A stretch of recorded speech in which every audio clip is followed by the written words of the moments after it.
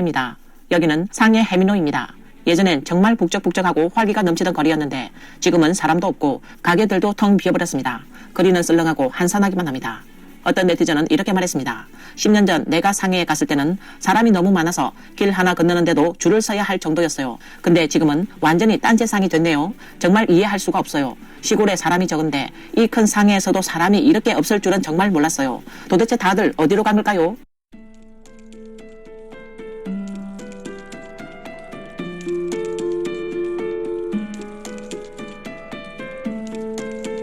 여러분, 이곳이 어떤 쇼핑몰일 것 같으세요? 믿기지 않겠지만 사람이 하나도 없어요. 몇 군데 음식점만 겨우 버티고 있을 뿐 나머지는 거의 다 비어 있어요. 정말 적막하고 썰렁하네요. 최근 중국 소셜 플랫폼의 네티즌들은 쇼핑몰과 거리에 있는 사람들의 수가 현저히 줄었고 모든 곳이 텅텅 비어있다고 지적했습니다. 그런데 유독 병원에는 사람이 가득하고 여러 지역의 화장터는 인파로 북적이고 있다는 증언이 잇따르고 있습니다. 어떤 네티즌은 이렇게 말했습니다. 요즘 주변에서 돌아가신 분들이 정말 많아진 것 같아요. 그것도 노인뿐만 아니라 젊은 사람들까지도 갑자기 세상을 떠난 경우가 많습니다.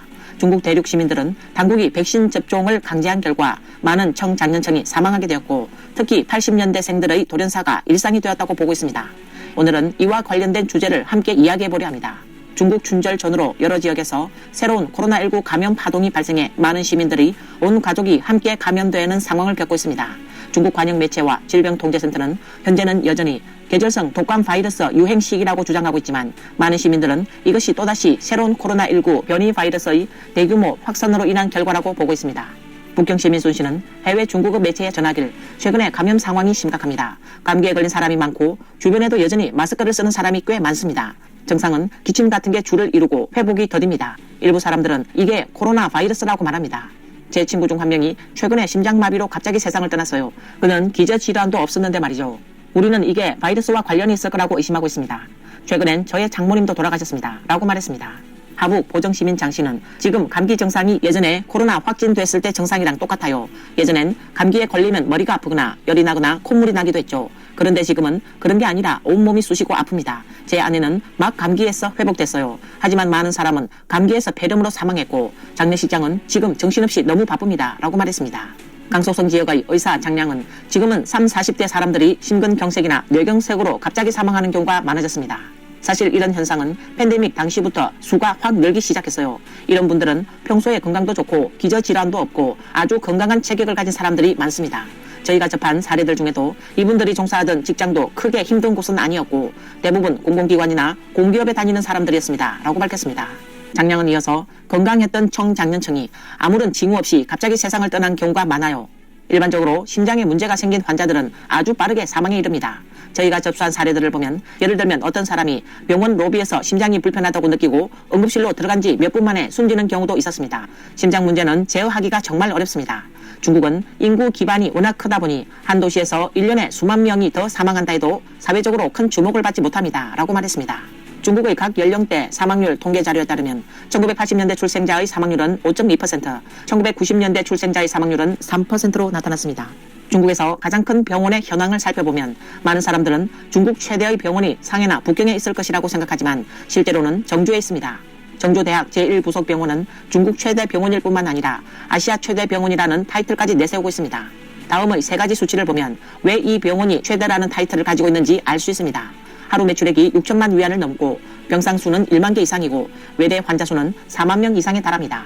이처럼 초대형 규모를 자랑하는 병원이 현재는 환자들로 가득 차 있습니다. 어떤 사람들은 그저 살아남기 위해 모든 걸 바칩니다. 만약 당신이 삶이 너무 고되고 괴롭다고 느낀다면 병원에 한번 와보세요. 병원이야말로 인생의 고통, 현실의 잔혹함, 인정의 따뜻함과 차가움, 세상의 무상함을 온전히 느낄 수 있습니다. 그러면 건강하게 살아있다는 것이 무엇보다 소중하다는 걸 깨닫게 될 겁니다. 이 세상에 아픔이 없고 모든 이들이 행복하길 바랍니다. 블로거 열심히 더 나아지자는 딸 루이루이와 함께 병원에 진료를 받으러 갔다가 최근 한 영상을 올리며 병원 안은 온통 사람들의 고통이 가득하고 병실에는 눈물과 슬픔으로 가득 차 있으며 진료비 명세서에는 온통 무력감과 불안만이 담겨 있습니다. 우리 지역 병원인데 예전보다 확연히 환자 수가 훨씬 많아졌어요. 제 시간은 전부 줄 서는 데 다 쓰이고 있고 귀에는 웅웅거리는 소리만 들리고 이젠 아무것도 들리지 않는 것 같아요. 이런 환경에 장기적으로 노출되고 아이를 안쓰럽게 바라보는 마음까지 더해지니 저는 그저 마음을 다잡고 강해지려고 노력할 수밖에 없습니다. 라고 말했습니다. 중국 절강성 원주시 평양현의 블로거 아주는 최근 어머니를 병원에 모시고 진료를 받으러 갔고 그가 올린 영상에는 밤 12시가 넘은 시간인데도 여전히 많은 사람들이 응급실 진료를 기다리며 줄 서 있는 모습이 담겨 있었습니다. 그는 응급실에 20명 넘는 사람들이 줄을 서서 기다리고 있었는데 의사는 단 한 명뿐입니다. 병원 측도 현장 상황을 보고 긴급 대응을 좀 해야 하지 않나요? 라는 글을 남겼습니다.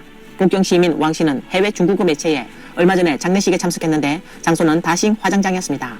제가 그들에게 지금 하루에 몇 명 정도 화장하느냐고 물으니 그들은 기본적으로 화장로 4개를 돌리며 하루에 30명 이상을 계속 처리하고 있다고 말했습니다.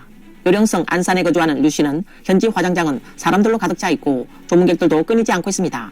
굉장히 큰 주차장임에도 불구하고 주차할 공간이 없을 정도입니다. 라고 말했습니다. 산동 청도의 한 누리꾼은 화장장이 설 연휴에도 쉬지 않고 연장 근무를 하며 화장을 진행하고 있고 저는 어머니의 100일째를 지내러 갔는데 사람이 너무 많아서 움직일 수 없을 정도였다라고 밝혔습니다. 중국 대륙의 언론인 정재민도 3년간의 코로나 기간 동안 여러 지역에서 나타났던 화장 대기 행렬 현상이 작년 연말부터 다시 나타나기 시작했습니다. 라고 밝혔습니다. 그는 화장 비용이 크게 올랐습니다. 지금 여러 성에는 땅 매장에 대해 눈 감아주는 상황이에요. 왜냐하면 감염 상황이 너무 심각해서 화장 처리 자체가 감당이 안 되기 때문입니다. 제가 들은 정보에 따르면 국내 모든 장례식장과 화장장의 통계 수치는 절대 외부로 유출해서는 안 된다는 지침이 내려졌고 이를 어기면 원 스트라이크 아웃입니다. 직원이면 바로 해고되고 간부급이면 즉시 면직 처리된다고 합니다. 지금 이처럼 엄격한 명령이 내려졌기 때문에 화장된 시신의 숫자는 철저히 비밀에 붙여지고 있다라고 말했습니다. 장례식장 앞이 교통체증이에요. 길이 꽉 막혔어요. 전부 차량들이에요. 지나갈 수가 없어요. 전부 다 입관을 보러 온 사람들입니다. 최근 몇 년 사이 중국 대륙에서는 유명 대학의 전문가들, 고위 행정 관료들, 대기업 고위 임원들, 청장년청의 경찰관들이 집중적으로 사망하는 현상이 나타나고 있습니다. 이들 중 다수는 중공 당국이 우수한 당원이라며 대대적으로 선전했던 인물들입니다. 2023년 8월 파룬궁 창시자 류용주 대사는 이렇게 지적했습니다. 코로나19는 주로 공산당과 중공을 맹목적으로 다루고 중공을 옹호하며 중공을 위해 목숨 바치는 사람들을 향한 것이었다. 그는 또한 현재 이미 많은 사람들이 사망했으며 그중에는 젊은 층도 상당히 많다고 말했습니다. 또 류용주 대사는 중공은 줄곧 코로나19의 진실을 감추고 있으며 현재 중국에는 이미 4억 명이 이로 인해 사망했다고 밝혔습니다. 그리고 그는 이번 코로나 사태가 완전히 끝날 쯤에는 중국 내 사망자가 5억 명에 이를 것이라고도 예언했습니다. 언론 보도에 따르면 중국 공산당, 공산주의 청년단, 소선대 등 중공 관련 조직에서 탈퇴한 수많은 시민들이 전염병을 피하거나 바이러스를 극복한 사례가 상당수 존재한다고 전했습니다. 이와 같은 사례는 매우 다양하고 빈번하게 나타나고 있습니다. 세계 탈당센터 책임자는 이렇게 권고했습니다. 인터넷을 사용할 수 없어 온라인으로 탈당, 탈퇴 선언을 하지 못하는 중국 동포들께서는 공산당, 공청단, 소선대 탈퇴 선언을 가명으로 적어 공공장소에 게시하거나 지폐에 적어 유통시키는 방식으로도 하실 수 있으며 이 역시 동일한 효력을 갖습니다. 이는 개인의 의지를 세상에 밝히는 정당한 방법이라고 말했습니다. 또 그녀는 빠른다파하오, 쩐산른하오라는 말을 반복하여 외우는 것이 개인의 면역력을 높이고 중공 바이러스를 제거하며 회복에 도움이 된다고 말했습니다. 중국 각지의 병원은 사람들로 인산인해를 이루고 있는 반면 한때 북적이던 쇼핑몰이나 거리 등은 사람들이 눈에 띄게 줄었고 북경, 상해, 광주, 심천 같은 일선 도시들조차 마찬가지입니다. 지금 나는 대상에 류가취 세계금융센터에 있어요. 한낮인데 길거리엔 사람이 하나도 없네요. 화이트 칼라들은 어디 간 거죠? 미녀들은 여긴 전부 대형 은행 본사 건물들에 각종 증권 금융센터 빌딩들이 밀집해 있는 곳이라 원래는 직장인들이 가득해야 하는데요. 다들 어디로 간 거죠? 한 바퀴 돌았는데 식당 하나, 먹거리 장터 하나도 안 보여요. 밥 한 끼 먹을 데도 없어요. 여기가 정말 연간 GDP 5조 위안을 창출하는 그 대상에 맞나요? 진짜 이상하네요. 사람들은 다 어디로 간 거죠? 우리 고향보다도 사람이 없어요. 이렇게 큰 마트에 사람이 하나도 없네요. 다들 어디 간 걸까요? 안녕하세요. 저는 광동 출신 아밍입니다. 지금 저는 광주시 천하구의 한 마트 안에 있습니다. 이 마트는 예전에 우리 동네에서 굉장히 유명했어요. 명절만 되면 사람들로 가득 차서 인파가 엄청났죠.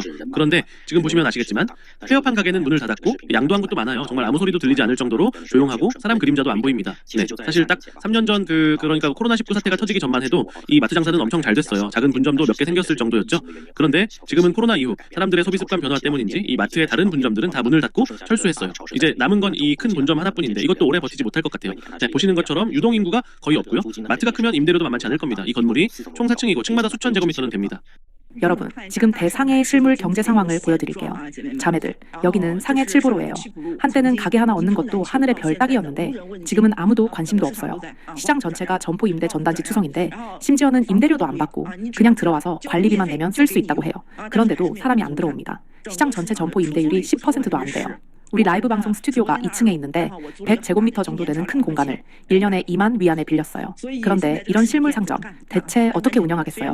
보세요. 시장은 깨끗하긴 한데 사람은 드문드문 보입니다. 몇몇 상점이 문을 열었지만 여전히 사람이 없어요.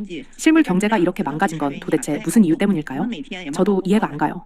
저는 매일 바쁘게 장사하며 일하고 있지만 롤러코스터 타는 기분이에요. 좋을 때도 있고 나쁠 때도 있습니다. 보세요. 이렇게 한산한걸요.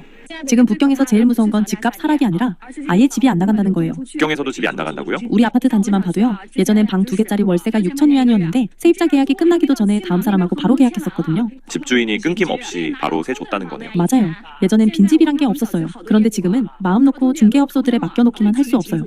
그래서 직접 나서서 세 놓고 있어요. 직접 세 놓는다고요? 네, 스스로 집 내놓고 있어요. 잘 나가요? 아니요, 전혀요. 어떤 집주인은 작년에 6천 위안에 내놨던 거 올해는 5천 위안으로 내렸는데도 안 나가요. 가격 내려도 안 나간다고요? 맞아요. 북경에 있던 사람들 다 어디 간 걸까요? 아마 생활비 부담이 너무 커서 북경을 떠난 것 같아요. 더 황당한 건 북경의 사무용 건물들이에요. 공실률이 지금 최소 50% 이상이래요. 진짜 그렇게 심해요? 직접 가서 보면 층 하나에 사람 몇 명 없어요. 지금은 100제곱미터짜리 사무실도 월세가 겨우 14,000 위안이에요. 그렇게 싸다고요? 제곱미터당으로 치면 3, 4위안이에요. 예전에 북경에서 이렇게 싼 집 봤어요?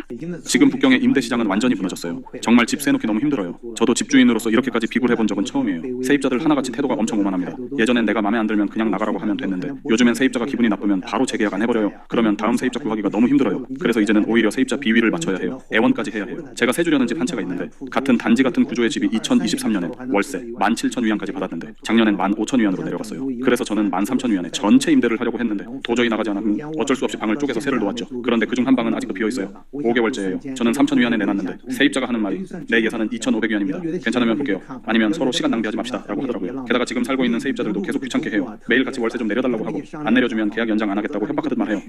믿어지세요? 북경 조양구 상영 같은 좋은 위치에 화장실이 딸린 독립형 방이 2달이나 비어있다는 거예요. 처음엔 월세가 너무 높아서 아무도 안 들어오는 건 이해할 수 있었어요. 근데 시간이 지나면서 비수기로 진입해 가격도 내렸는데도 여전히 사람이 안 들어와요. 이런 집이 상영에서 2달 동안 비어있다니 진짜 상상도 못했어요. 넓고 쾌적하고 모든 게 다 잘 갖춰져 있고 내려가면 바로 상영천가 쇼핑몰이 있고 주변 인프라도 말할 필요 없죠. 햇살 잘 들고 엘리베이터 있고 고층에 가구당 엘리베이터 다 나고 심지어 온돌까지 깔려 있어요.